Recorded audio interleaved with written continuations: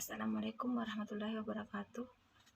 Perkenalkan, nama saya Fitriani Jabbar dari kelas HRD 19D. NIM 10572111/2019. Adapun tujuan saya untuk membuat video ini yaitu untuk memenuhi tugas final mata kuliah perilaku keorganisasian. Baiklah, langsung saja. Ada dua materi yang saya akan bahas, yaitu orientasi situasi perilaku organisasi, penjabaran teori motivasi, bagaimana peran teori psikoanalisis dan teori pemenuhan dalam perusahaan. Kedua, konsep perilaku organisasi dalam menghadapi perkembangan zaman, khususnya tentang isu migran dan keberagaman. Baiklah, langsung saja materi pertama, yaitu orientasi situasional perilaku organisasi. Sumbangan yang penting dari para manajer dan ilmuwan dalam bidang perilaku organisasi adalah munculnya konsep yang dikenal dengan nama pendekatan kontingensi dan pendekatan situasional. Pendekatan ini diarahkan pada pengembangan pada tingkat manajer yang paling sesuai dengan situasi tertentu dan karakteristik orang-orang yang terlihat di dalamnya. 3 faktor situasional yang menentukan apakah seseorang memiliki peluang menjadi pemimpin yang efektif, yaitu 1. Hubungan pemimpin anggota yang mengacu pada kadar keyakinan, kepercayaan, dan rasa hormat para pengikut terhadap pemimpin yang bersangkutan. Variabel ini mencerminkan pemerintahan pemimpin. Kedua, struktur tugas adalah batasan di mana terdapat standar prosedur operasi untuk menyelesaikan tugas, sebuah gambaran rincian dari produk atau jasa yang telah jadi, dan indikator objektif mengenai seberapa baiknya tugas itu dilaksanakan. 3. Kekuasaan posisi, yaitu faktor situasi yang dirancang untuk menentukan berapa banyak kekuasaan yang dimiliki seseorang yang melakukan suatu pekerjaan tertentu. Teori kepemimpinan situasional adalah suatu pendekatan terhadap kepemimpinan yang menyatakan bahwa kepemimpinan memahami perilakunya, sifat-sifat bawahannya, dan situasi sebelum menggunakan gaya kepemimpinan tertentu. Pendekatan ini menyarankan kepemimpinan untuk memiliki keterampilan diagnosir dalam perilaku manusia. Gaya kepemimpinan adalah perilaku atau cara yang dipilih dan digunakan kepemimpinan dalam memahami pemikiran, perasaan, sikap, dan perilaku para anggota organisasi bawahannya. Dari berbagai gaya kepemimpinan yang ada, kepemimpinan situasional yang paling banyak digunakan. Teori psikoanalisis adalah teori yang dikembangkan oleh Sigmund Freud dalam menganalisis psikologis manusia. Menurutnya, tingkah laku manusia justru didominasi oleh alam bawah sadar yang berisi ide, ego, dan superego.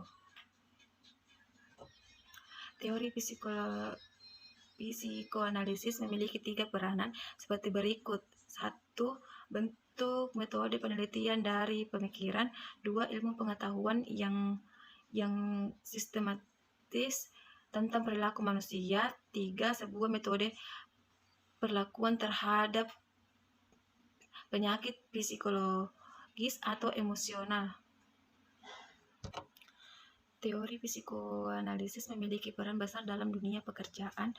Psikologis dalam pekerjaan memiliki pengertian yang sangat luas.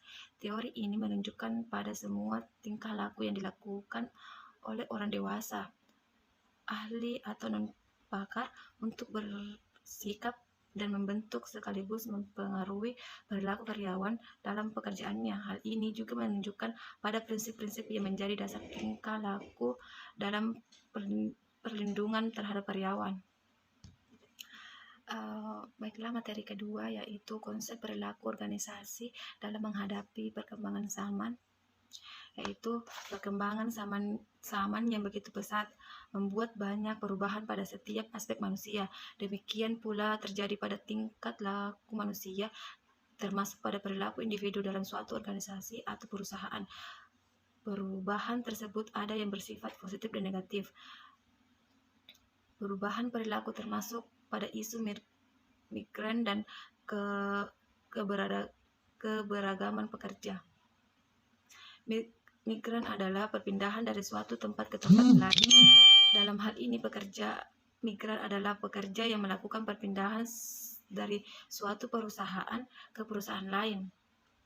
Perpindahan seseorang tentu akan mempengaruhi perilakunya. Di tempat yang baru, seseorang tentu akan menyesuaikan diri melalui dari karakteristik sehingga cara beradaptasi dengan lingkungan sekitar serta aturan-aturannya. Selain proses migran, hal ini yang mempengaruhi perilaku organisasi adalah keberagaman tenaga kerja.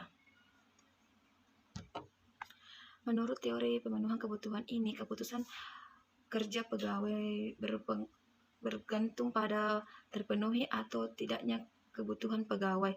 Pegawai akan merasakan puas apabila ia mendapatkan apa yang dibutuhkannya.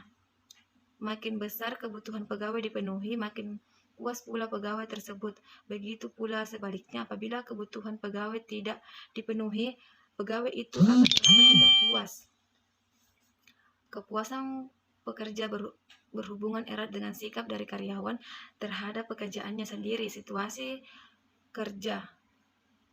kerjasama antara pemimpin dengan karyawan, apabila segala kebutuhan telah terpenuhi, maka akan semakin besar kepuasan pekerja seseorang.